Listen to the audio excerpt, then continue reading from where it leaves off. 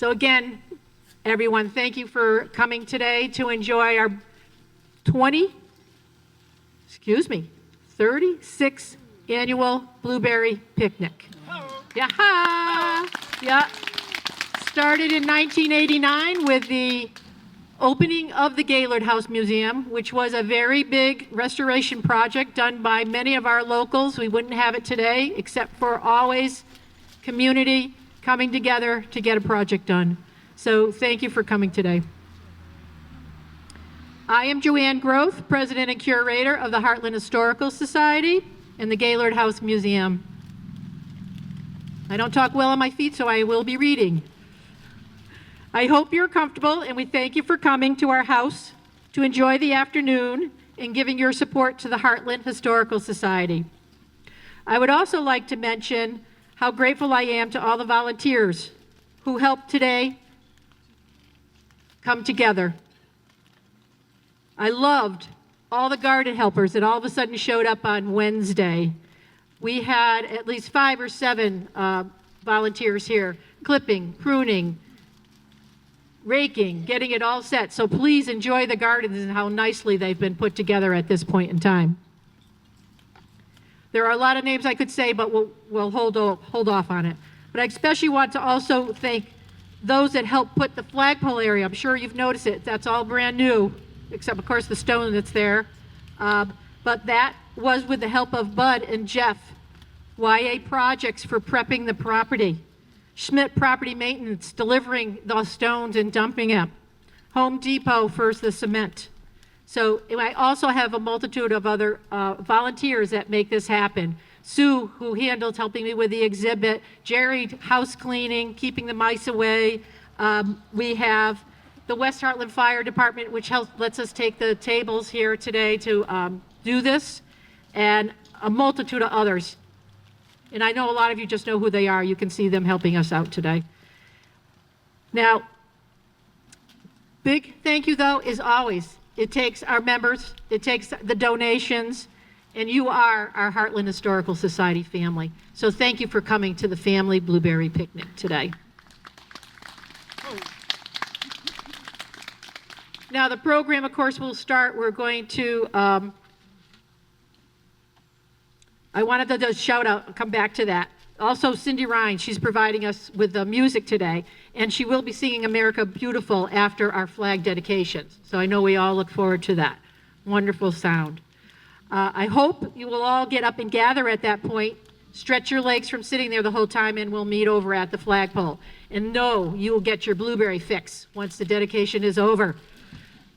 So, for now, sit back and hear about one of Hartland's early landowners who was a Hartford taxpayer that started purchasing Hartland properties from other Hartford taxpayers 1734 through 1739 as we know it now. Then when Hartland was first officially surveyed in 1750, Norman Morrison owned 325 acres. So please welcome Lee Hamburg, who will give the history of Norman Morrison, who first owned the properties at 184 Sunset Road and more. Lee was raised in Southwick, Massachusetts, degree in history from the University of Massachusetts Amherst. He's married, a father of 5, grandfather and great-grandfather, very active in Southwick Historical Society and their museum at 86 College Highway. A retired restoration carpenter from Old Sturbridge Village and a contributor to the Southwoods magazine. Lee? Thank you very kindly. Can everyone hear me, or do I need to yell harder? I think we need to get it higher somehow. And I don't want to manipulate. Excuse us, Mark. We just need to make it. Try.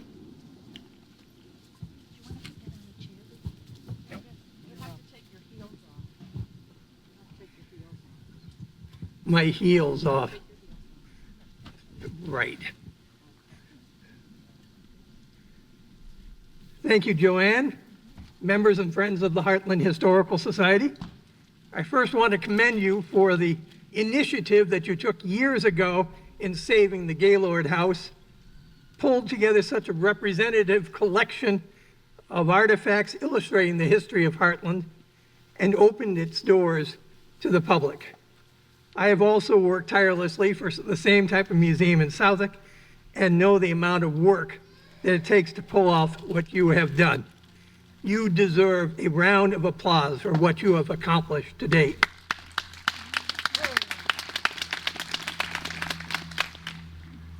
I was contacted several months ago by a realtor who was listing the shoe house to put together some historical information on that structure, which could be used for their marketing of the property and providing some background information to its future owners. When I contacted Joanne, because of course, who else would you go to in town to get a little bit of information, she shared with me some of the information gathered by previous town historians and shared that she was going to put together an exhibit on 184 Sunset Road. Now, I gave her a copy of my report and she asked, would I be willing to speak at the Blueberry Picnic? Well, here I am. Why waste a moment of your time hearing me, or anyone else for that matter, blab about some old house? Well, the idea is pretty simple. This community is made up of landmarks that say, you are in Hartland. It might be the old white church or second meeting house facing the green, perhaps the Gaylord House, or the Coach Stop restaurant.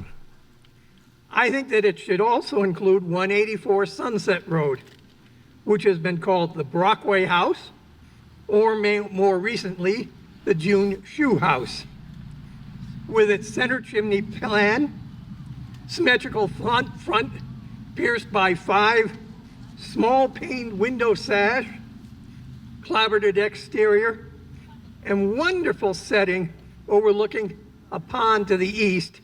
It is an iconic colonial and one of the oldest homes in Hartland.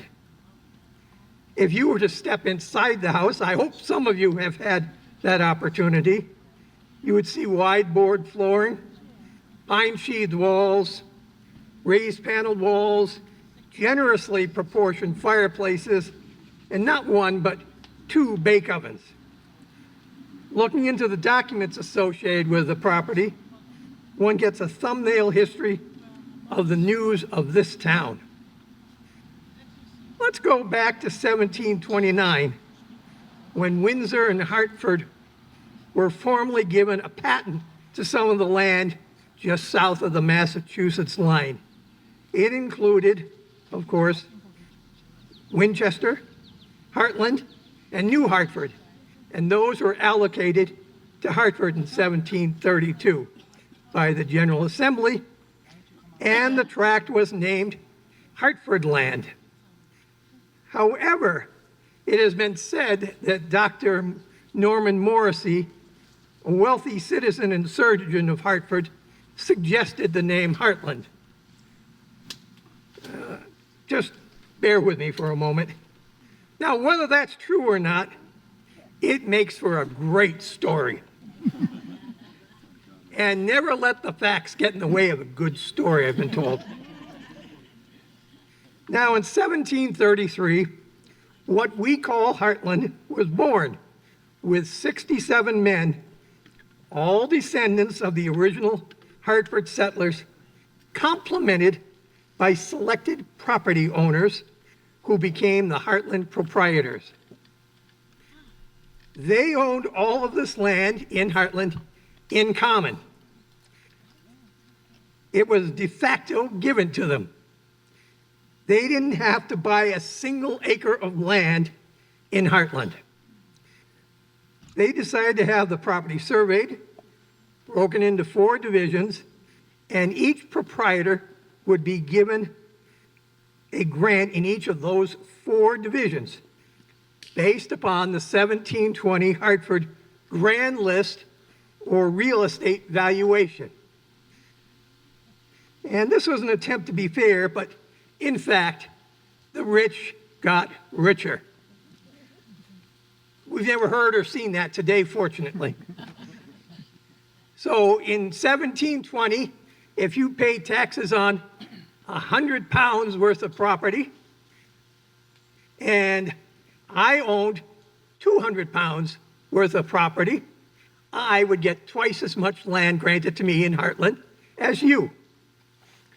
Now, the actual location of one's lot was typically done by ballot or lottery, which was very fair.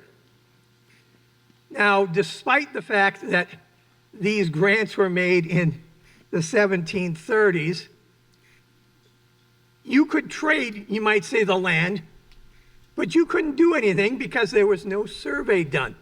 You couldn't say, that's my land. No, that's your land. This is your land. There was no way to know. And it took almost 20 years until the 1750s before the survey was completed and recorded.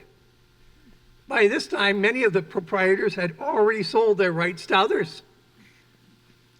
The parcel that concerns us was parcel number 44 in the 2nd Division, and it consisted of roughly 325 acres and was granted to Dr. Norman Morrison.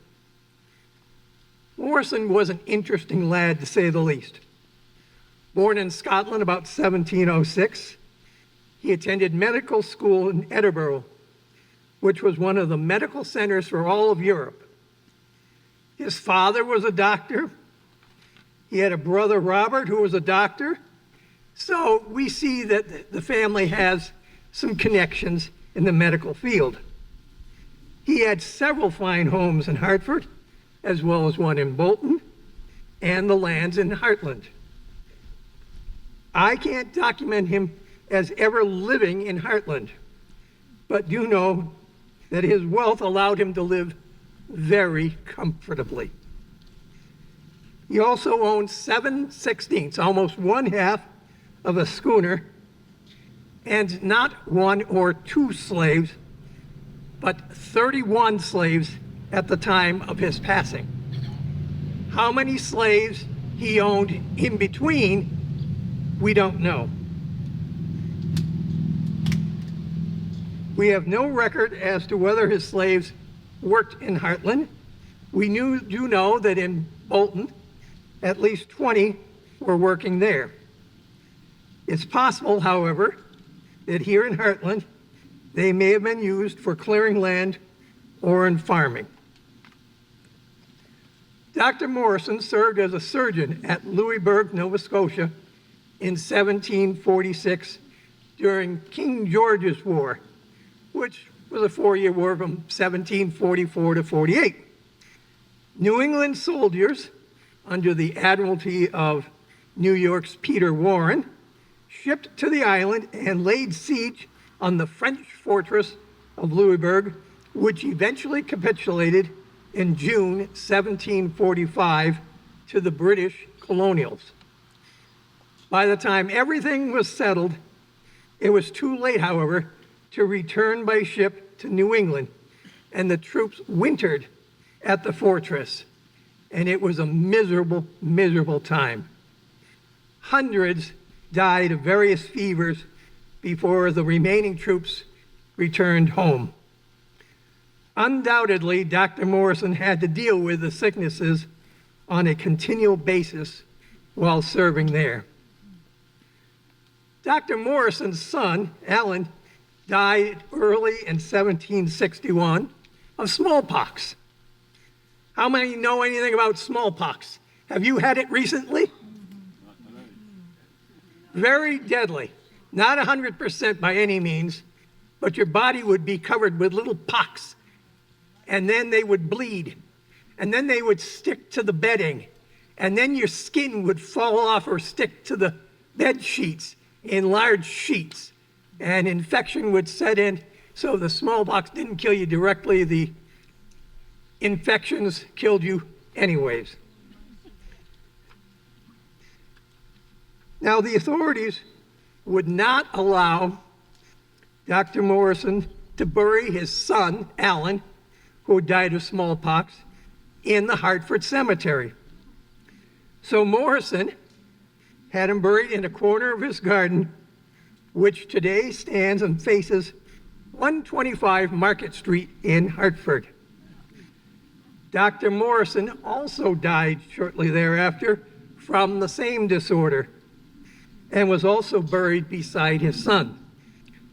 Now, there's an interesting thing about a deed covenant was placed on that plot which disallowed the bodies from being moved to any other cemetery. So to this day, on the right front center of basically a vacant building, there's a small iron fenced-in section with those two graves indicated. In Dr. Morrison's will, he leaves a Hartford home and several parcels to his grandson and namesake, Norman Morrison. Now, the Hartland parcel is described as, quote, a tract of land laid out to me in Hartland containing about 325 acres in which Thomas Frazier now dwells.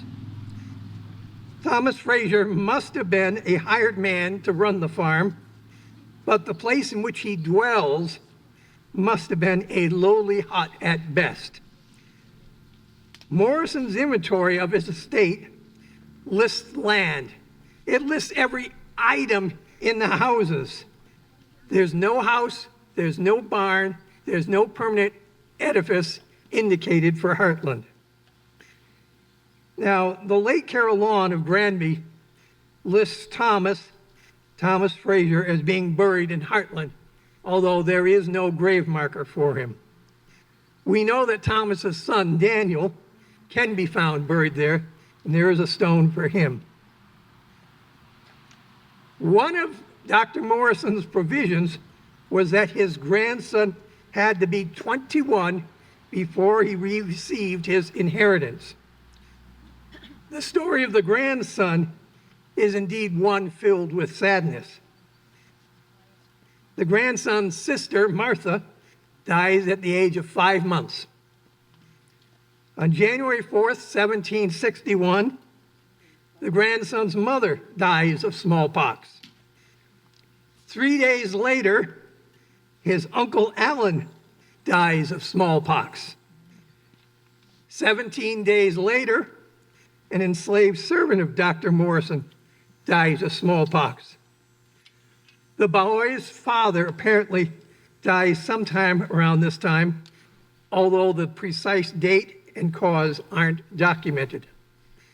By now, the boy is being cared for by his grandparents. Then, on April 9th, 1761, his grandfather dies of smallpox. Less than 2 years later, his grandmother dies.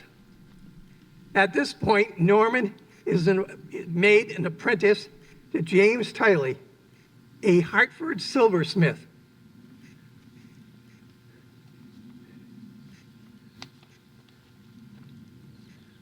On May 19th, 1766, Norman Morrissey, quote, a lad that lives with Captain Tiley, a good deal burnt and bruised.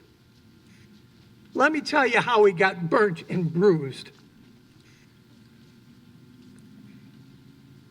The Stamp Act had been repealed, and they had gotten news of it in May of 1766.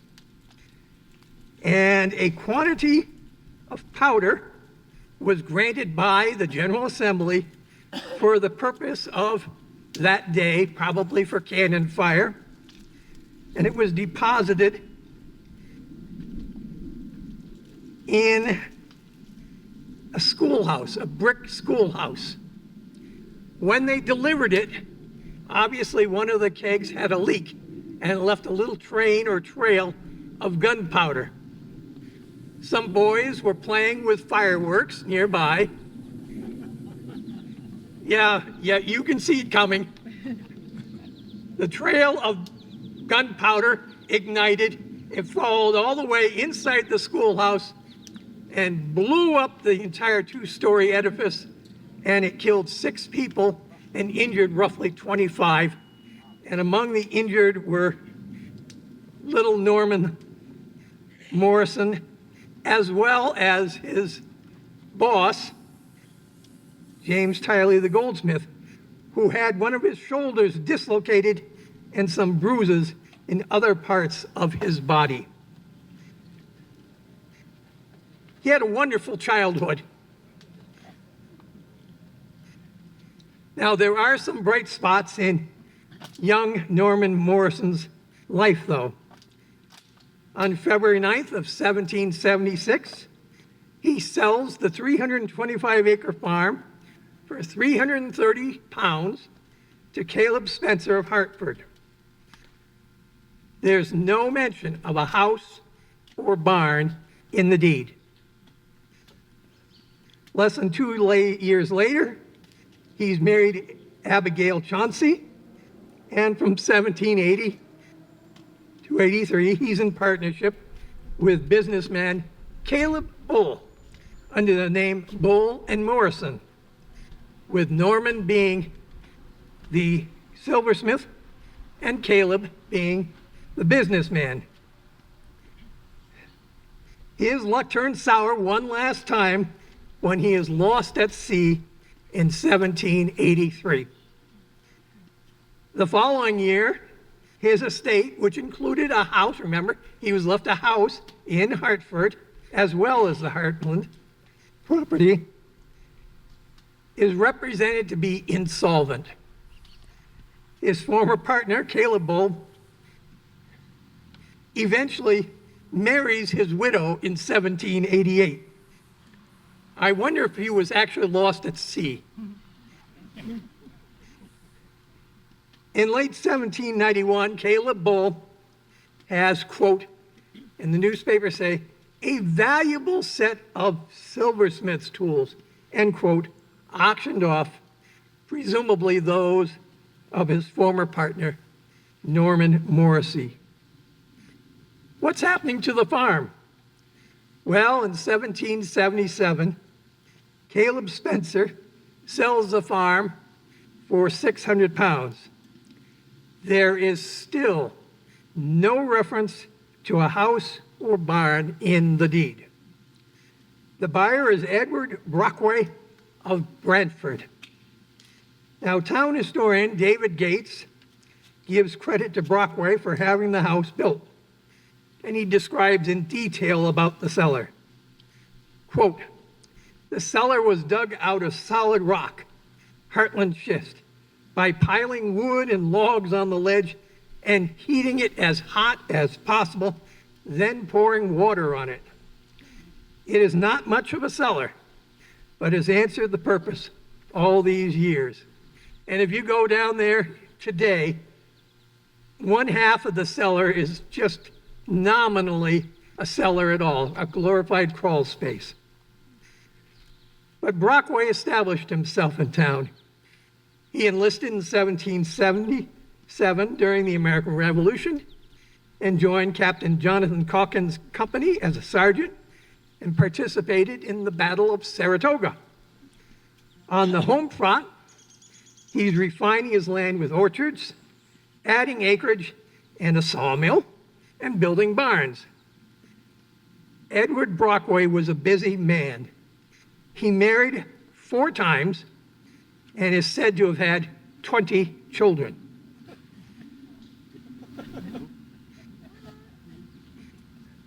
The poor women. Thank you for that. It's easy to father the children. All the rest is hard woman's work. Don't doubt it for a moment. In late 1794, Brockway advertised his farm for sale. An excellent farm in the town of Hartland, 1.25 miles southwest of the meeting house in the First Society, containing 370 acres of land, 200 acres suitable for mowing, plowing, and pasturing. It is very beautifully situated and well watered. It is 3/4 mile on the front, lying on the road, 2 dwelling houses, and a very elegant building, 4 large barns, and a sawmill standing thereon, and 2 young orchards.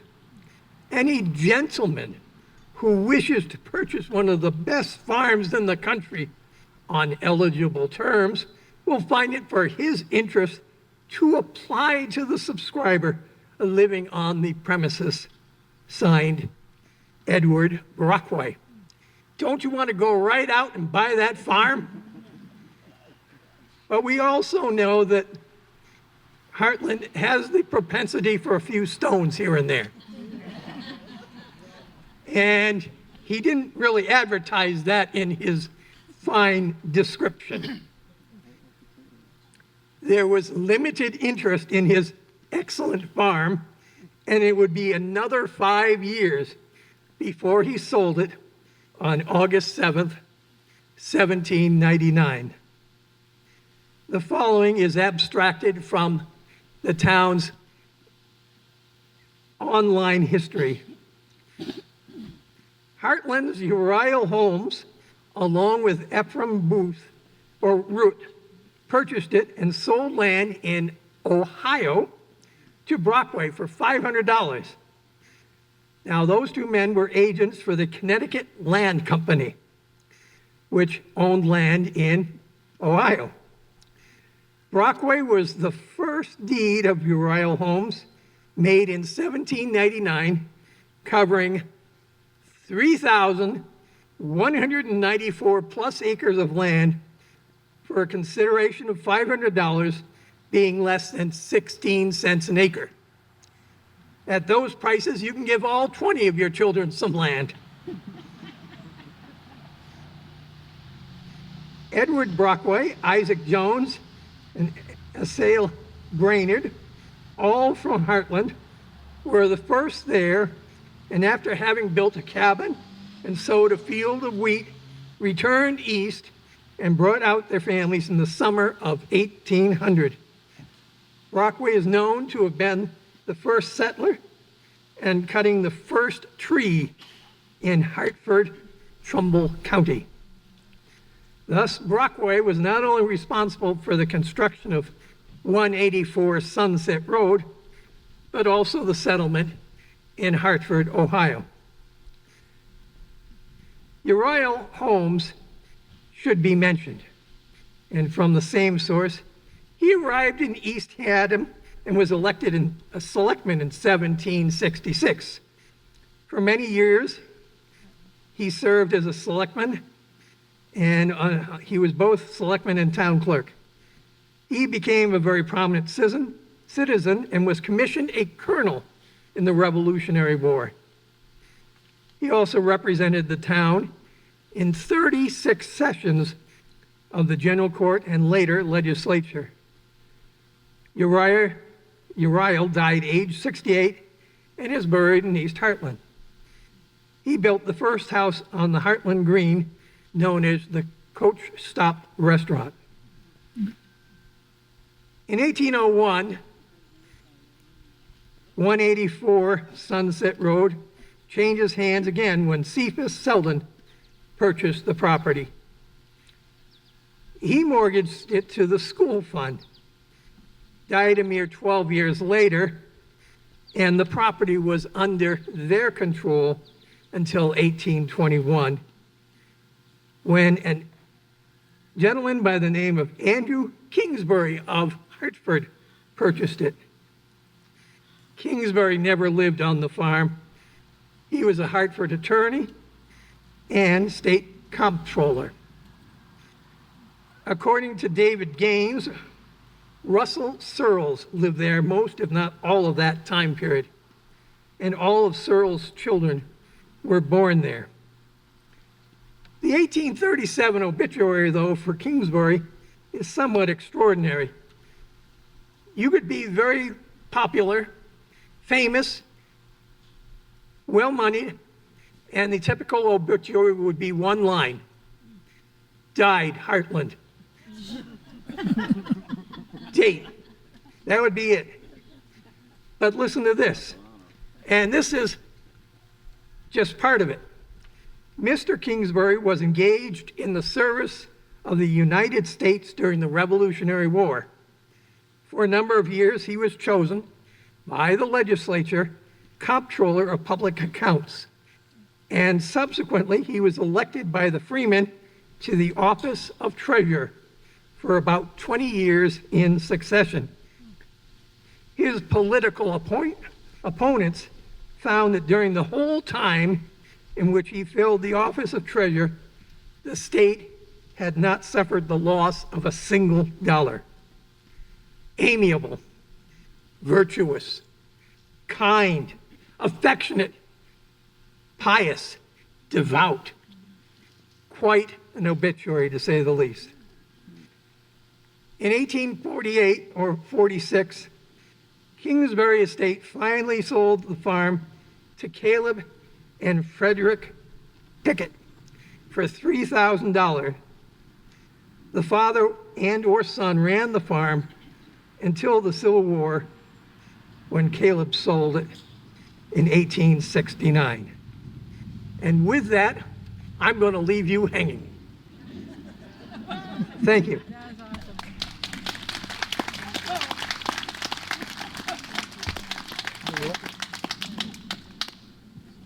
Definitely a thank you to Lee, because he did do all that research and brought it to our attention now. Of course, we know it's here, but to have it composed and now we have it for our files is fantastic. And also, again, thank you for sharing that material that he's left with us to keep it here at the house. Really thank you. Okay, so now that we have heard from Lee, I will tell you about two later families. So we're out of the Civil War, 1860s, etc. But I'm going to tell you about two families that lived on the 330-acre farm it became at a point. And first, it's Robert and Hattie Holborn. I don't know if anyone knew any of the Holborns or not. They were here from 1870 to 1910. Are you that old? Then Fritz and Matilda Raby came in 1915 and had it until 1949. And then we're going to follow that with Louise Raby Hayes, who will be sharing some of her memories of her family being on that farm. So first, Robert was born in Tarrington, England. So now we have someone from England comes to Hartland. He was born in 1814. He was the son of James and Ann Johnson, and they married in 1812 in England, and they bore 8 children. They lose 3 in infancy. James' wife, and Anne, dies in 1842 at the age of 52 in England. He marries again in 1843 to Lucy Earle, mostly probably to help him with 8 children. But he loses her 3 years later at the age of 29. Robert's father, James, was a bricklayer, as was his father, John, and was his grandfather, James. But they had a tough start for sure. Robert Holborn, still in England, marries Harriet Wilkson in the church with the cricket sphere in Chesterfield, England. Harriet was the daughter of Valentine Wilkinson and Anne Ranshaw. The Derbyshire Record Office, Matlock, England, states 19th August 1838, marriage of Robert Holborn and Harriet Wilkinson, bachelor and spinster, both of full age. Robert's trade was a laborer, and he worked in England as a rope maker. Now, after Robert and Harriet came to this country in 1849, they first settled in West Hartford, Connecticut. They owned a home in what was called a section of Blue Hills. They moved to Rocky Hill, and from there, they came to East Hartland in 1870. They joined the Congregational Church here. We have a little description of Robert, which we don't see too often. But Robert was a small man, weighing about 150 pounds, and was 5 feet 8 inches, and wore a number 6 shoe. Harriet was of small frame, and was 5 feet 2 inches, and weighing about 125. As far as we know, they had 12 children. And this actually is hard. They had 12 children, 5 born in England, 7 in Hartford County. 7 of them died before the age of 6, during the years 1848 through 1864. We don't have the cause of death, but during these years, smallpox, measles, tuberculosis significantly affected children. Robert passed in 1899, age 81, and his wife Harriet passed in 1901 at 81, and they both are buried here in East Hartland. So what do we know of their children? We do know that 4 of 12 of their children lived to adulthood. We may just one other one I'm not sure of, but only 4 of 12. 3 here in Hartland. First, William. He was born in England. He married at age 27 to widow Jenny Patton Williams of Hartland. Jenny was married, had 2 children that came to live with them, Eva and Donnie Williams. He is known to have been a stableman and a farmer, and he lived and died in East Hartland in 1919 at the age of 78. Now, interestingly, we mentioned Eva, daughter of William's wife, Eva, had a daughter, Eva Jane Hurd, who marries Albert Raby in 1940. So, small town, it happens. Yeah. More about the Raby story later. All right, second is Harriet Holborn de Wolf. She was born in England. She married at 17 years old and lived and died in Rocky Hill in 1914, age 72. Our big one here, there's 2, is Sarah Jane Holborn. She was born in Hartford County. She married at age 19 to Ansel Cables of Hartland, which is a known family name here. They had 3 children, and they lived and died in the Hartland Hollow. In 1937, she passed at the age of 81. A family story about Sarah. She was known to spend much of her time after her husband's death doing practical nursing. She was a very happy and religious person, always singing hymns while doing any kind of work.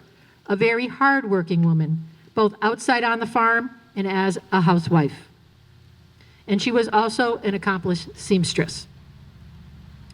The 4th is Joseph W. Joseph W. was born in Hartford County. He married at age 28 to Loretta Searles of Hartland. He mentions Russell Searles, who lived in the house at 184 Sunset. That was her grandfather. They had 10 children. 1 died in infancy. And again, like as I said, they owned and lived on the 330-acre homestead he inherited from his father on Sunset Road. And he died in East Hartland in 1916 at age 59. On a quick preview of information on Ancestry.com, his children married and moved outside of Hartland. What made them go? Where'd they all scatter to? So this makes it 42 years, though, that the Holborn family lived on this 330-acre farm. So that's all we really know about the Holborn. If anybody has any other information for us to add on, please pass it on. So now I'm going to talk about the Raby family story. It is a little longer than the Holborns, as they had 11 children who all lived to adulthood. And this is what we know of them.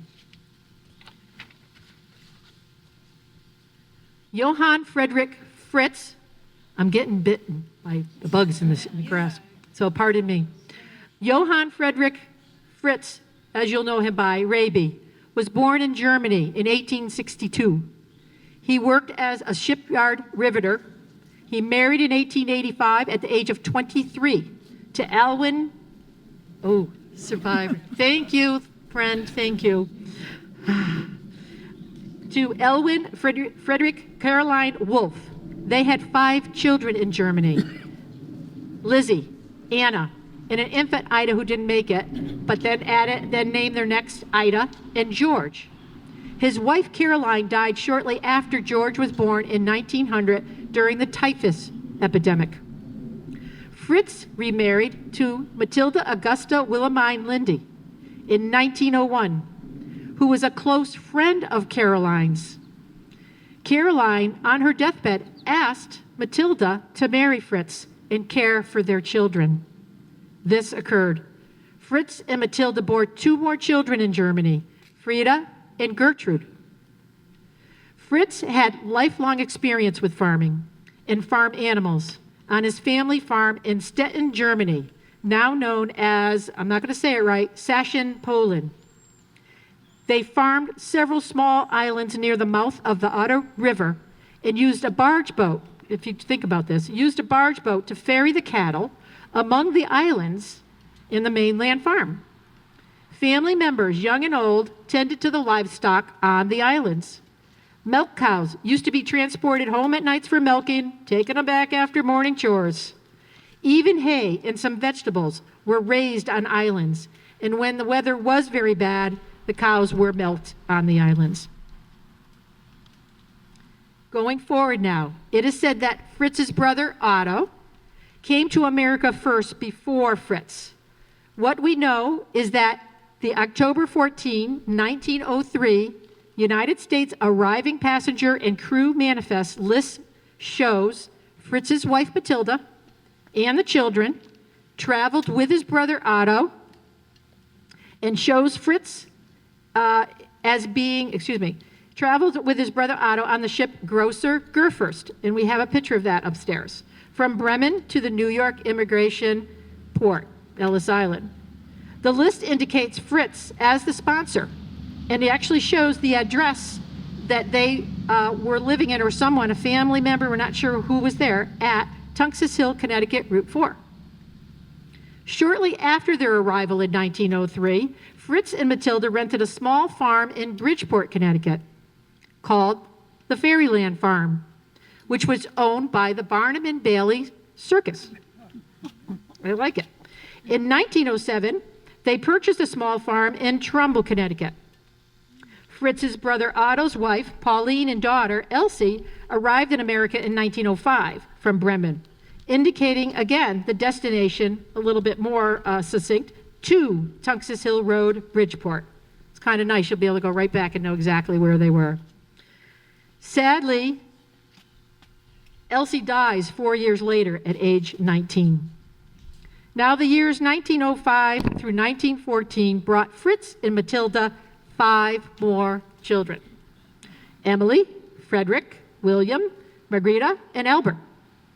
In 1915, they sold the Trumbull farm and purchased the 330-acre Sunset Road farm in East Hartland, Connecticut. So what I would like to do, get a little synopsis of each one of them. I want to tell you about the 3 daughters first, and the 1 son that were from their first wife, Caroline. First, Lizzie, Anna, and Ida. Fritz's brother Otto is said to have given these 3 girls a great start. Otto stays in Bridgeport. That is where he's located with his wife. To begin their story in 1903, when they first arrived in America, the girls were 15, 14, and 11 years old. And when they joined a Lutheran church group where English language and American customs, etc., were taught for immigrant families. Through this school, they found jobs and worked days and attended classes evenings.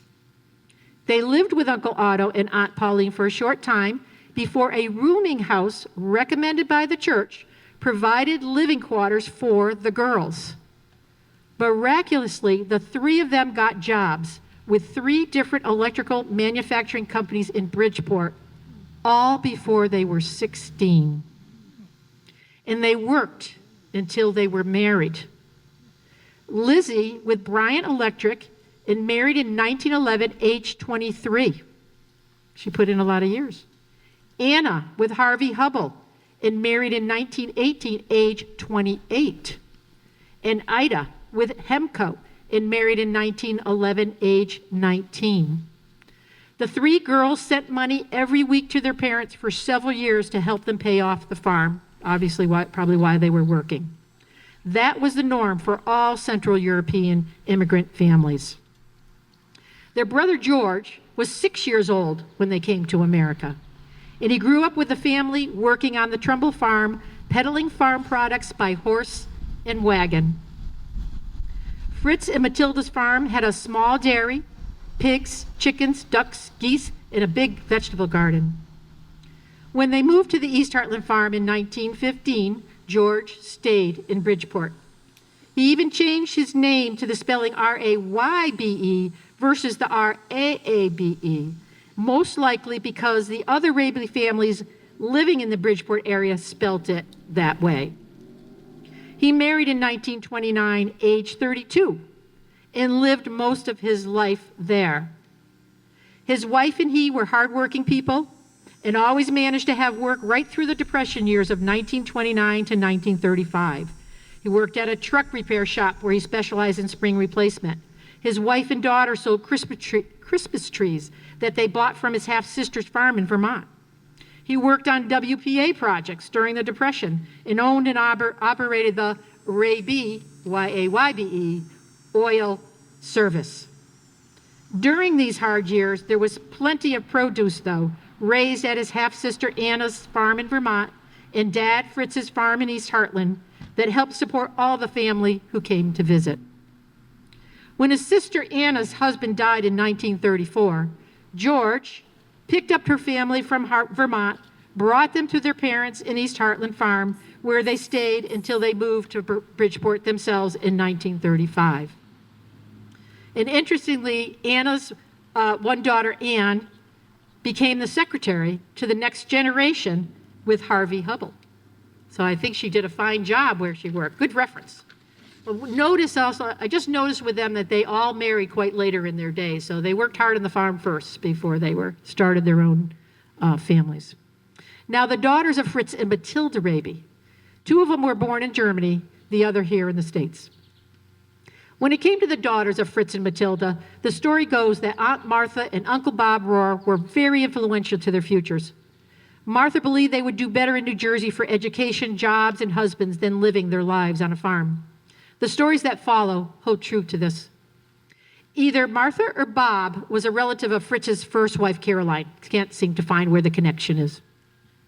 First daughter, Frida, born in Germany, grew up on the farms, then moved in with her half-sister Anna in Vermont for a time in 1924, age 23, but moved to New Jersey about 1924-25, where her Aunt Martha and Uncle Bob Rohr found her a job as a maid with the Waldron family that owned the Walgren drugstores in New Jersey. She enjoyed this job and kept it until she married in 1931, age 30, and lived in New Jersey. Her family visited her parents on the East Hartland farm each summer. Frida was also said to have been one of the nicest persons you could know and was very active in New Jersey statewide Republican politics due to her Aunt Martha holding many appointments over the years. 2, Gertrude. She was born in Germany, grew up on the farms, left Hartland, and went and stayed in New Jersey getting a job via Martha and her sister Frida. Married in 1923, age 21, and lived in New Jersey. 3, Emily.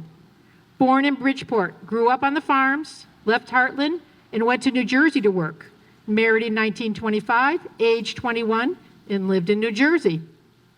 There's a theme. New Jersey was the hot place to live back then, I guess.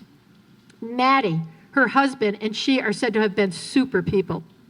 Emily, like all the Raby girls, was fun-loving and quite conservative. Margarita, born in Bridgeport, grew up on the farms, left Hartland, also came to live in New Jersey, marrying in 1934, age 34. She worked in a drugstore and retired from a supermarket. Now, the 3 sons of Fritz and Matilda. The Rabys were a very conservative German family where hard work prevailed. The Fritz and Matilda 330-acre East Hartland farm was primarily a dairy farm, with the milk being sold to Bryant and Chapman in Hartford. It also was a blueberry and forestry farm where their 3 sons, Fred, Willie, and Albert, grew up and stayed. They didn't go to New Jersey. They helped with the milking daily and all other farm work, even when they were married, living in town and working elsewhere. The Raby farm description, as was handed down or remembered by Louise Raby, consisted of the farmhouse said to be built in 1777, with no L structure. A small barn close to the house for storing tools equipment they had in upstairs. A chicken coop barn close to the house with an outhouse just past it, and a milk cow barn down a small hill. As mentioned, during the hard years of the Depression, when the family visited, they went home with plenty of produce to see it through. After Fritz died in 1939, age 77, the boys sold the cows and cut down on Matilda's egg business. This allowed them more time for their families. Matilda dies in 1947, age 76, both buried in the East Hartland Cemetery. Now their sons. First, Fred. Fred, born in Trumbull, Connecticut, was raised and worked on the farms, and when old enough got a non-farming job also. He married Fidela Kennedy in 1938, age 32. And these are the two we're talking about for our dedication of the flag today. Age 32 had their first child a year or so later and had a house built by Leonard Ransom on Granville Road, East Hartland. In 1945, Fred got the job as caretaker of the second home and estate of Horace Clark, retired Hartford Fire Commissioner and president of the Hartford Courant daily newspaper of Hartford, Connecticut. The estate on North Lost Acres consisted of a very large acreage of woodland, a main house, guest house, employees' quarters, fire station, garage, barns, and utility buildings. What a place. The fire station had a couple of fire engines, pumps, with a variety of forest firefighting tools, too. They lived here for 22 years, from 1945 to 1967. Fred died shortly after retirement, age 68, in 1974. His wife, Della, lived to be 98, dies in 1999. Louise is their only daughter, born in 1940. Sorry, Louise. Possibly named after her grandpa Fritz's sister Louise, who stayed in Germany. She married Robert Cushman in 1961, losing him in 1967. She remarries Jim Hayes, as we all know, in 1992, losing him in 2021. Louise remains in their home in East Hartland, also located on Granville Road. She is an accomplished pianist and organist, spending many years playing in local churches. She is also a longtime supporter and director with the Hartland Historical Society. To the second son, William, Willie by mom, Bill by friends. Born in Bridgeport, was raised and worked on the farms. Staying in East Hartland, he married in 1937, age 29, and moved into a new house at 261 South Road. He was a farmer and carpenter. His wife, Agnes, was a daughter of Donnie Williams and Josephine Swaller. I told you, small town. Okay. Josephine Swaller Williams from Hartland. They had a son, Norman, who married Sally Ann Frazier and built a new house on what was the Raby Farm at 91 Pine Street. They had three sons, Ivan, Eric, and Wade. One still resides in Hartland. It is William and Agnes who purchased the 330-acre farm 2 years after his mom, Matilda, dies, and resells a month later to William and Dee Shue in 1949.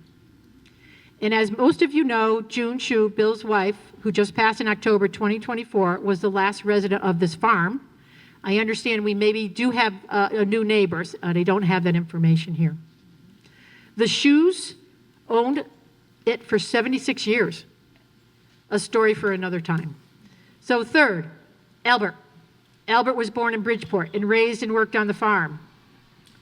Definite theme there, right? The three boys working, work. He married in 1940, age 25. It is said that Albert and Eva Hurd, together with two other couples from East Hartland, eloped to be married in Millerton, New York. In 1941, their son John Albert is born. I think most of us know who this is. While living on the second floor of the barn, close to the house. In 1946, he was killed while cutting down trees during a winter ice storm. A small limb broke from the falling tree and hit him in the temple. He was taken to Noble Hospital in Westfield, where he succumbed to his injuries 12 hours later, age 31. Albert left his wife Eva and a young son, John Albert, who continued to live on the farm for a time as Albert's mother dies a year later and the farm is sold 3 years later in 1949. They also have lived in a trailer for a time on Doc Emmett's property and possibly moved in with Eva's grandmother, Jenny Williams Holborn Banning, at 1 Hartland Boulevard. Jenny's husband, Junie, had died in 1949. Eva was a loving and caring mother, and John grew up graduating from Clark University with a PhD as a geologist and had his own business in East Hartland. John Albert helped build a country home with fruit trees and a garden for his mother to enjoy at 232 South Road. His mom, Eva, remarries in '63, dies at age 83 in 2002, with the house now occupied by their son, John Joseph. John Albert lived his life in East Hartland, marrying Joyce Gillard, raising 3 children at 1 Hartland Boulevard before moving to Old Town Road, where Joyce's parents had lived. He died age 70, 2012. And I know many of you know John. Wonderful. So to close, before bringing up Louise I have a little blueberry story and a little bit more of a family story. Anna Raby Steventon, son Joseph, lived with the Rabies for that short time. I remember when her husband had passed away, they came to live with Grandpa. This is a quote from Joseph Steventon.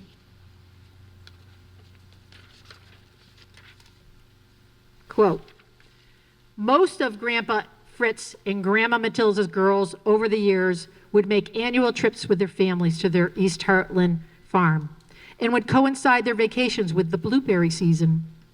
They used to have great visits and lots of fun.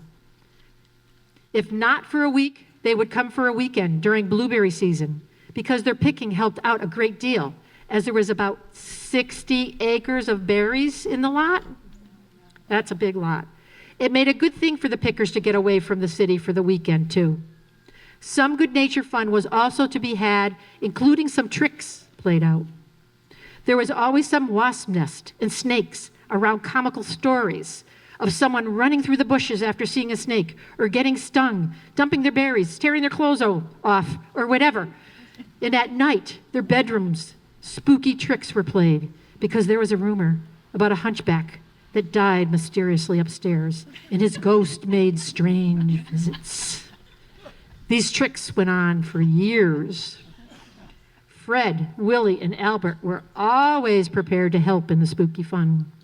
They used to make a lot of wine, and that seemed to help out both the spooks and the spooked. The women had some real tall stories to tell about at breakfast. Emily's husband, Matty, was a great kidder, and his additions had the girls really going. All the family women outlived their husbands by many years, and nearly all lived into their 90s. The Raby family, with its large extended family gatherings every summer during blueberry season to vacation, enjoying family reunions, and leaving happily refreshed and added memories, looking forward to the next summer, meant an awful lot to everyone. All farms and farm families seem to be similar wherever you go. They all keep families in touch back home on the farm." End of quote. So, thank you.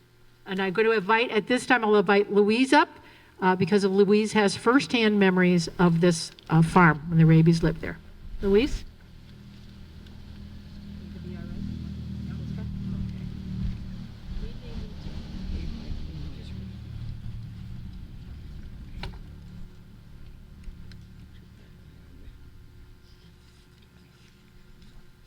Well, thank you all for coming today.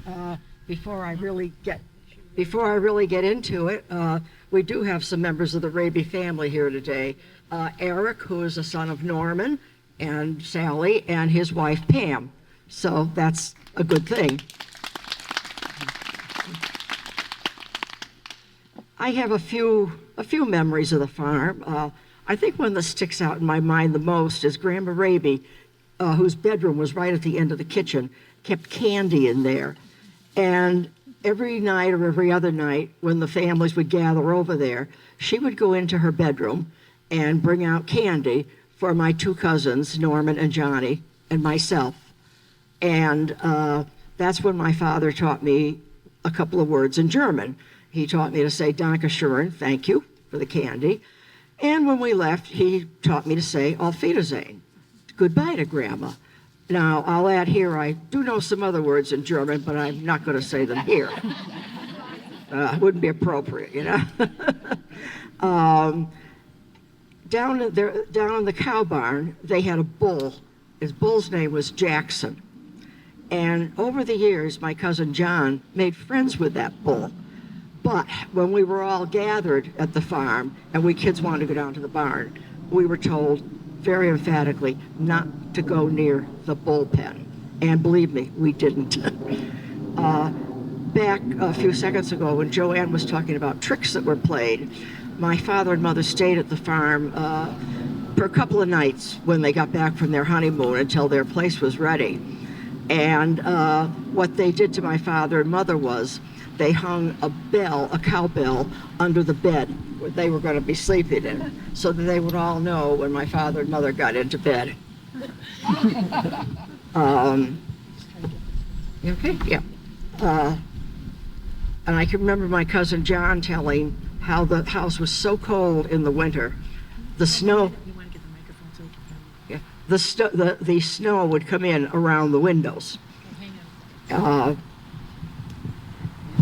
Hear you. We can't hear you. I don't know what Joanne did. I know.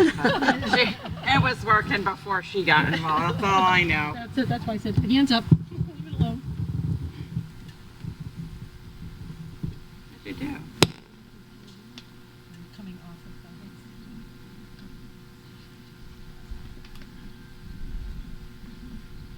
that. Is that working now? Yeah.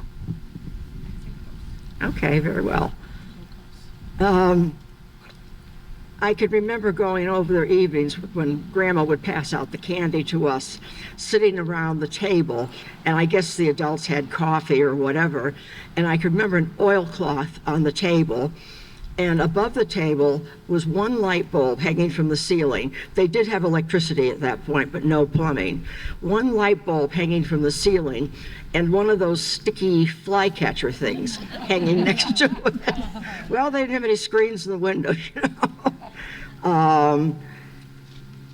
And there, I remember a washstand behind the back door, by the back door, where the men used to wash up after they came in from the barn. And I have that washstand plus two others in my home now. Up in the display, you'll see a pottery type of a crock about yay high. And I was told that Grandma Raby used to keep those in the pantry with milk in them because the milk would stay a little bit cooler. I was also told, as Joanne mentioned, that they did make some wine on the farm. And I can't help but think, being good Germans, that they didn't make some beer. I never heard an account of that, but I can't believe that they didn't. However, if they didn't, my cousin John made up for that back in the 1960s. He and Eva lived in the house on the corner of South Road, just west of the parsonage. Margie Sikora lives there now. And when we were in our teens, we would go over to John's house after Pilgrim Fellowship, and we would sample his homemade beer. And what we did after that is not up for discussion today. Back in 1970, I'm a little bit away from the farm now, my parents went to the Passion Play at Oberammergau, Germany. And when they went over, my father had thoughts of maybe trying to get into the part of Germany where the family originated. But there was a lot of paperwork and stuff to go through. He finally decided that it wasn't worth it, so they abandoned the idea and he came home with the tour. I can't really think of too much else on the farm that I can really recall too vividly. We did have a lot of fun over there, and as I say, my two cousins and I were kept in order when the need arose. And after Grandma died, I don't think we went over to the farm very much. Well, there was really nothing to gather for there at that point. So those are the few memories that I have of the Raby farm, and they're nice memories. They really are. And I miss the days when we did gather over there. If anybody knows where I live in town, in my front yard, I have a well with a cover on it, and there's a pump on the cover. The pump came was the pump that was in the kitchen on the Raby farm. So that means a lot to me.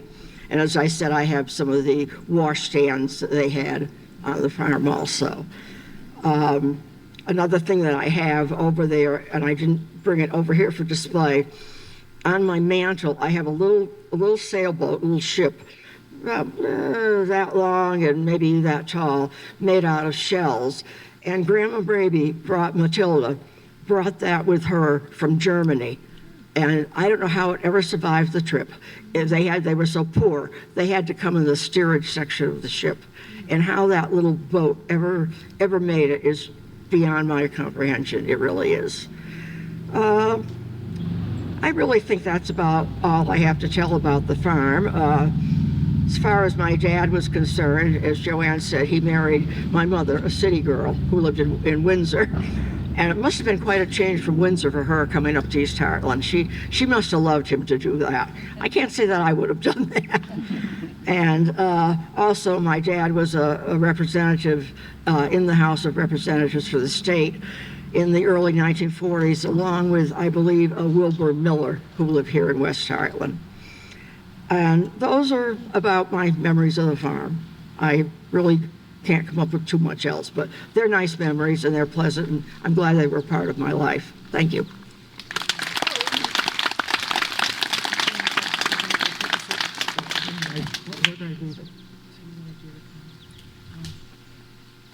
Well, let me just come, don't go away. We're going to stretch our legs, but don't go anywhere. What I'd like, if Louise is okay with that, we have a poem that was written for Fred. So I got to be short like Louise. Okay, all right, here we go. So I think I'll have her read it right here because it's in the shade. And then we're going to walk over to the flagpole. We have a short dedication to it, and then we can proceed for blueberries. So Louise, if you don't mind, why don't you come back and read that lovely poem written by Reverend Stipek.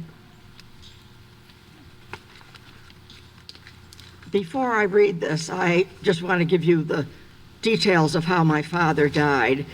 He went out to his garden to work one morning, and my mother went out in the middle of the day to tell him to get ready to come in for lunch, and she found him on the ground.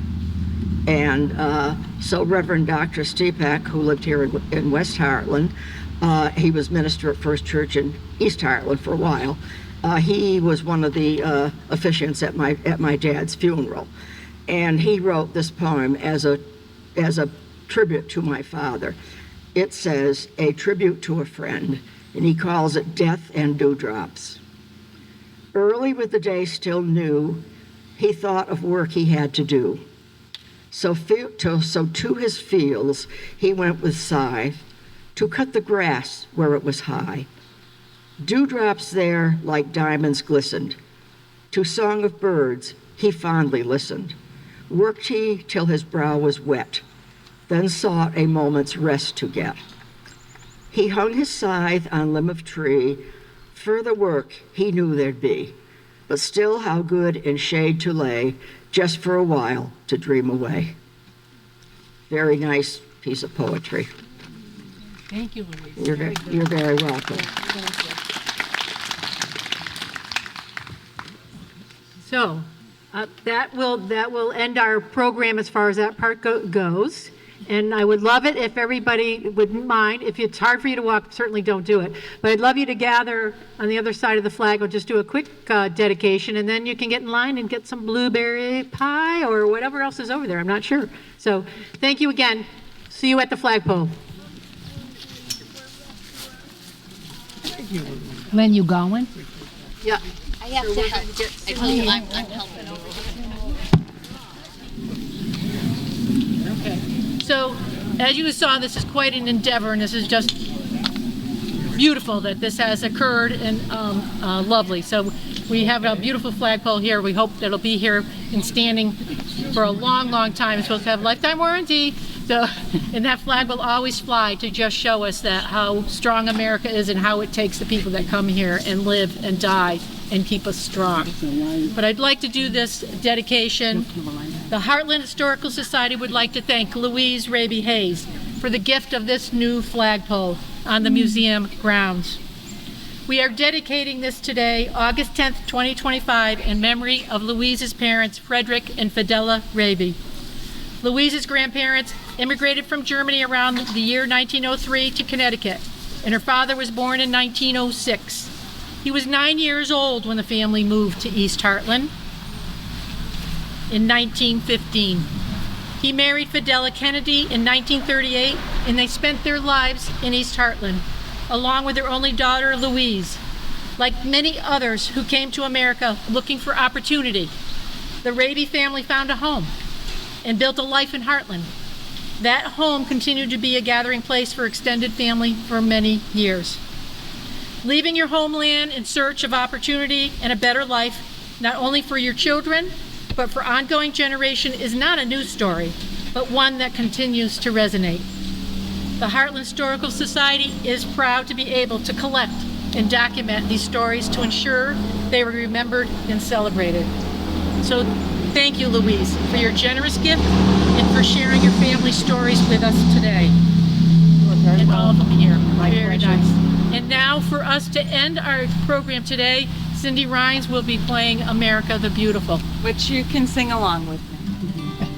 Oh, beautiful orange stage, the sky, pour at her waves of grain.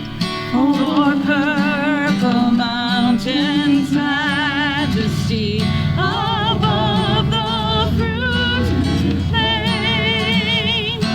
America, America, God shed His grace on thee, and crown thy good with brotherhood from sea to shining sea. Oh, beautiful for heroes proved in liberating strife, who more than self their country loved, and mercy more than life. America, America, God shed His grace on thee, and crown thy good with brotherhood from sea to shining sea. Oh, beautiful for heroes proved in liberating strife, who more than self their country loved, and mercy more than life. America, America, God shed His grace on thee, and crown thy good with brotherhood from sea to shining sea, from sea to shining sea.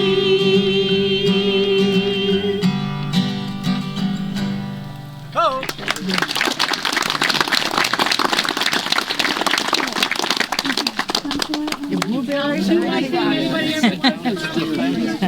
Hardware store. Cocoa floor.